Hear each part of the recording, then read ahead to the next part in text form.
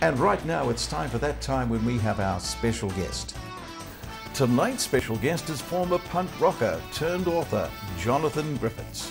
Once a member of the New Zealand punk band Proud Scum, Jonathan is over from Australia to promote his brand new book, The Road Behind.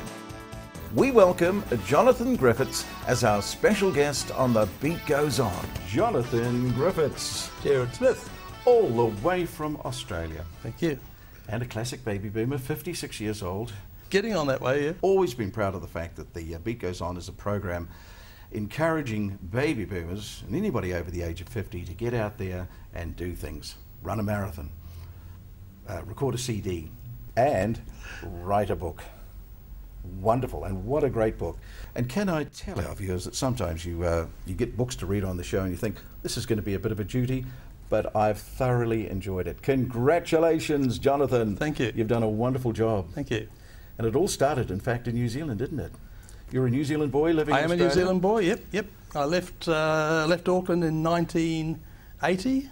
1980. It's changed a bit since you left, It Jonathan. has changed a little bit since I left, yes. There's certainly a lot more traffic on the road, Yeah. a lot more motorways, a lot more housing everywhere. We just went up to Waiwera. I don't know where this spot was. There's just thousands of houses stuck Yeah. on the hillside by the motorway. Now, you're living in Australia, Yep. and you're just... How long are you back for to promote the book? I'm back here for 12 days total. So I'm in Auckland for, I think, 6 days. Then I'm going down to see my dad in Nelson. Have you always dreamed of being an author, having your own book? For a long time, yeah. I think probably since I was 30 or early 30s, I've been writing. And some of these stories were written... this book started from short stories. Some of the stories were written 20 years ago. Cobbled them all together into a... All together into a novel, and it's been a long process to do that. The first day you held this in your hands. Tell us about that. Yeah, it was. I got them delivered to my work, and it was there was a meeting. You know, we were all on this teleconference, getting words from our, the big knobs of the company, and I see the truck arrive with the books. I go, this is more important. I'm going to help unload the truck. So got them all off the truck, and it's fantastic to get it in my hands. So what date was that you had the book in your hands for the first time? 16th of August, I think. It was launched on the 23rd of October in Australia. And then I've had some more printed here and launched here on Saturday the 20th. So let's go back to the beginning. I'm reading this book and I'm thinking, I'm following your progress through New Zealand and then of course to Australia. A lot of baby boomers out there will remember the punk era. And there was something about being a punk that appealed to you tremendously. You joined a band that was called Proud Scum. Yes. Was that a great punk name? Or? It was a great punk name, yeah, no. What was the buzz out of being in Proud Scum? Oh, it was fantastic. It was great. I just loved the energy of punk music. Never been a musician, never really thought about myself as a musician, and then punk music came along and the idea was that you do it yourself, so we just did it ourselves. And now in the book, Jonathan, the main character is a guy called Mark. And I tend to want to call you Mark all the time because I got so involved with Mark. He was in a punk band. Of course, he lived in New Zealand and he went to Australia. But Mark was a very angry man. Mark is a very angry man. Very angry.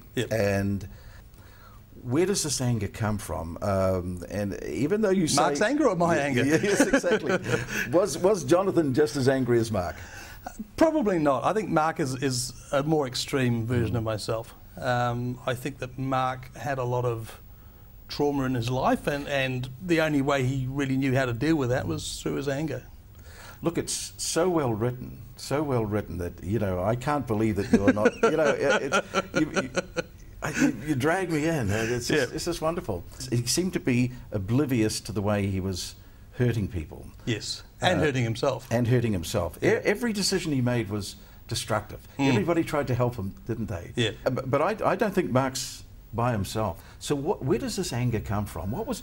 Mark has got a lot to be angry about. Mark's father disappeared when he was born. His brother committed suicide. His other brother drowned. So he has a lot to be angry about. I guess he doesn't really know how to express his emotions, and anger is the emotion that comes to hand. I want you to read my book, but I am not Mark. I am not Mark. No, I am not Mark. But by the same token, I can certainly relate to Mark. I mean, certainly there's a lot of stuff in there that comes from me. And I think any any writing that's in the first person, that if it's well done, then you just believe it. You go, this is what the author's saying. This is the author's life, and parts of it are, and parts of it aren't. Right throughout the book, when Mark looked at anybody, he saw the negative, didn't he? If he saw a happily married couple, he hated them. If he saw somebody going to church, he hated them. If he saw somebody enjoying, and that offer, his sister made all that effort when he was in England to establish that he would go and see his biological father. And what does he do? He pisses off to go and see an ex-girlfriend. Yeah. And yet he was yearning to meet his biological father. So decision after decision, he would make the wrong choice.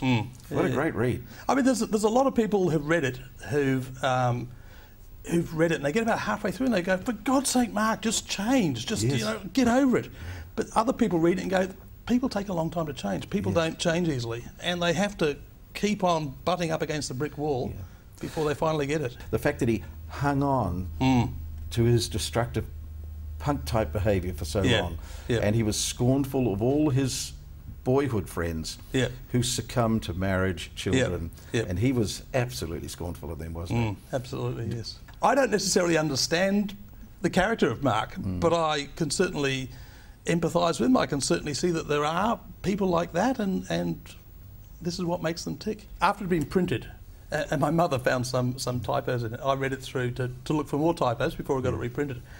And that was the first time I'd read it from beginning to end in many years. And that was the first time I thought, wow, this really does sit together as a whole. Because I'd written it in isolation, I'd written it as separate pieces, I'd joined the separate pieces together, and I'd been focusing on little slices of it at a time. So it was the first time in a long time I'd read it from cover to cover. And what was your feeling when you saw the whole picture? I thought, that's fantastic. This really works. This is a novel. Yes. And how it became a novel is because I was working with a couple of mentors, and I'd go to see them and I'd sort of read something and they go, this isn't a collection of short stories, this is a novel. This is the same character right through, you just haven't realised it yet.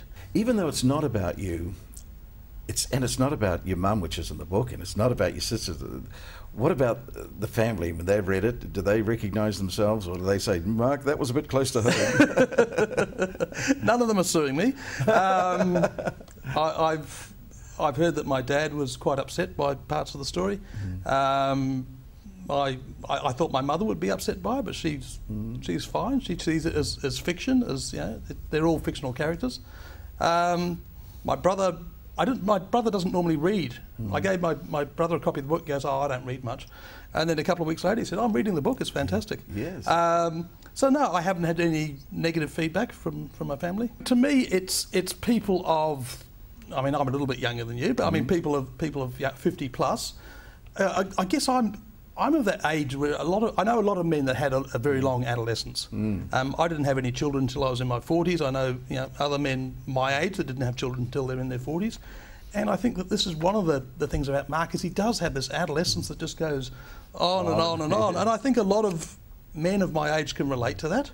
But it's for men, it's for women, it's for... I would hope that younger people read it, people in their 20s read it. Is there a lesson to be learned from this? Is there absolutely, there's a lesson to be learned from it. So what do you think that lesson is? About hanging on to anger and hanging on to bad attitudes, do you think? Well, I make a little quote at the beginning saying, when you're 20, you live your life like there's no tomorrow. When you get to 50, you realise that there was a tomorrow, you've already lived it. And I think it's a matter of sort of finding that, it's great to be 20, it's great to be full of life and not caring about anything, but to actually hang on to that for years past its use-by date doesn't really help anyone at all. And it's really a textbook, isn't it, on how not to hang on to... I think so, yeah. I mean, it's sort of... It's not written as a touchy-feely, new age sort of book of it's written as if it's really celebrating Mark's anger. Yes. And celebrating the energy of the story. And celebrating that he did get through in the end. But it's certainly a celebration that he did get through in the end, absolutely. Yeah. What about film rights? I mean, there's a film here, isn't there? There is a film here. There could be a film there, there could be a film there.